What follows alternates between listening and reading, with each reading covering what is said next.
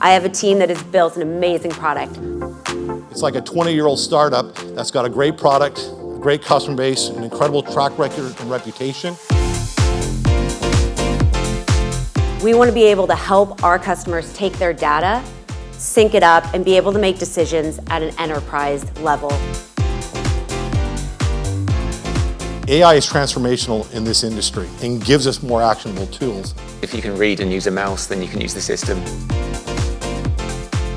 We're looking to grow. We're not looking to stay stagnant. We've got a team currently in Sweden and Japan, so the likelihood is we'll build a German-speaking team in Germany.